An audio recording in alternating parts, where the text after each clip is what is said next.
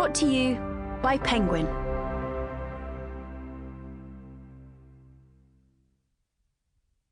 The Drowned Places, Diving in Search of Atlantis, written and read by Damian Le Bas.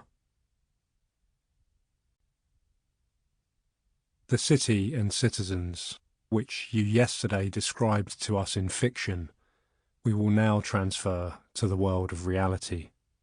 Plato.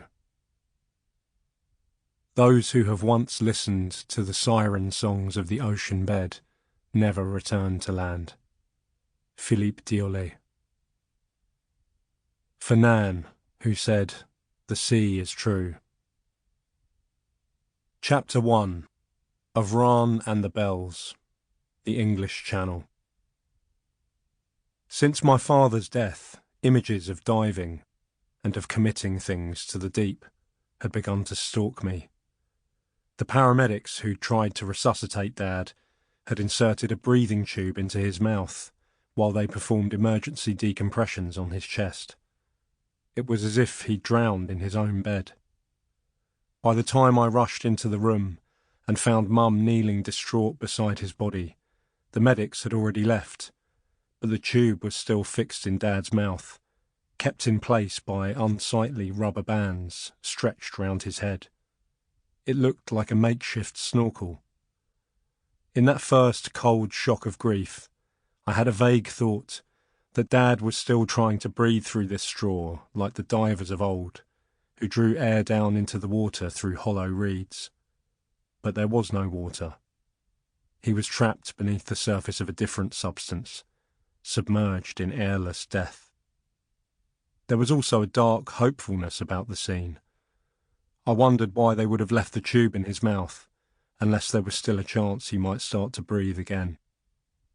We buried him in his best clothes and his favourite piece of jewellery, a gold knot ring in the style once favoured by sailors for their weddings, a braid that would never come loose.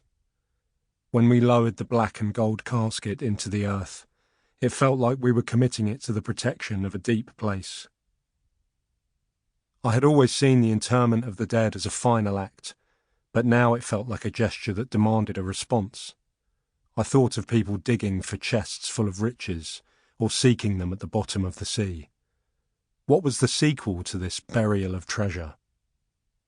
Putting a breathing tube in my mouth and immersing myself in water felt like the closest I could get to Dad without following him to the grave. He would not have wanted me to. "Remember to respect the sea, son," he always said, "'cause it ain't going to respect you." But it was because of him that I needed to do it. In centuries past, there was a goddess of the sea, worshipped by people of the north.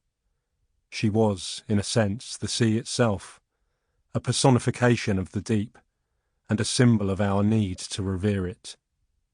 She was thought to weave entanglements of enchanted nets and lines, ensnaring seafarers who had dared to sail or dive into the waves.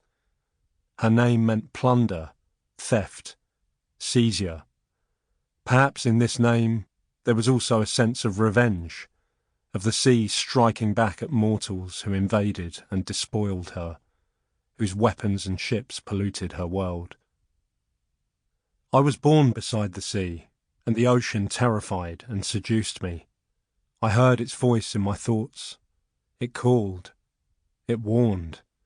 It spoke to me in cyclic dreams of a world overrun by water, and in nightmares where I would find myself caught among the weeds and discarded ropes slung on the seabed. I gave the ocean's voice the name of the goddess. I called it Ran. Submerged off the coast by my hometown was an ancient chapel. On sunny weekends, people walked the nearby beaches with their dogs, drank coffee and talked. I stared out to where the nubs of the ruins might be, masked by the grey-green water. Fishermen would sometimes swear they'd heard the chapel's bells tolling, dull calls mooning up from the deep. No doubt it was the sound of inland belfries they could hear, but I imagined myself on one of those boats, bucking sharply at night, in the wild rain. Sample complete. Ready to continue?